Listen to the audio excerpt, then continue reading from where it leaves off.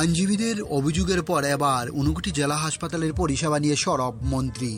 সরকারি আইনজীবীদের তোলা অভিযোগের 5 দিনের মাথায় এবার 59টি জেলা হাসপাতালের চিকিৎসা পরিষেবা নিয়ে প্রকাশ্য উদ্বেগ প্রকাশ করলেন রাজ্যের মন্ত্রী সুধাংশু দাস।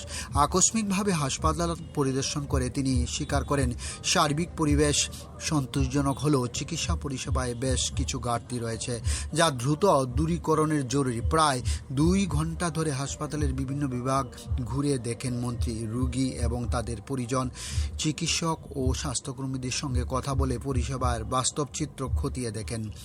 পরিদর্শন শেষে তিনি মেডিকেল সুপারকে বিস্তারিত রিপোর্ট তৈরি করতে নির্দেশ প্রদান করেন এবং জানান খুব শীঘ্রই বিষয়টি মুখ্যমন্ত্রী তথা স্বাস্থ্যমন্ত্রী ডক্টর মানিক সাহা, স্বাস্থ্য অধিকর্তা এবং দপ্তরের সচিবের কাছে লিখিতভাবে উপস্থাপন করা হবে।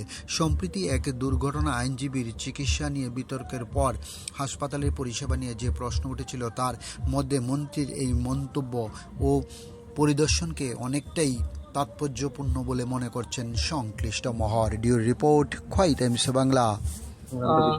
আমাদের ভগবাননগর জেলা হাসপাতাল ভিজিট আমরা করেছি। আমার সাথে ডিএম ম্যাডাম ছিলেন, এমএস রয়েছে।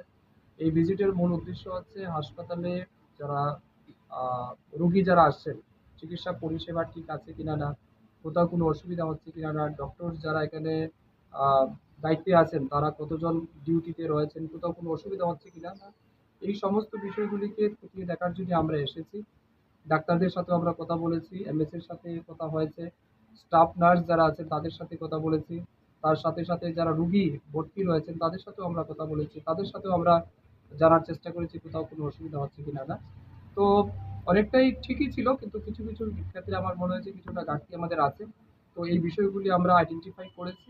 আমি ডিএম ম্যাডামকেও বলেছি, এমএসকেও বলেছি এগুলিকে কম্পাইল করে আমাকে দেওয়ার জন্য। পরবর্তী সময় আমাদের রাজ্যের যিনি স্বাস্থ্যমন্ত্রী তথা মুখ্যমন্ত্রী, ওনার নজরে আমি বিষয়টা নেব।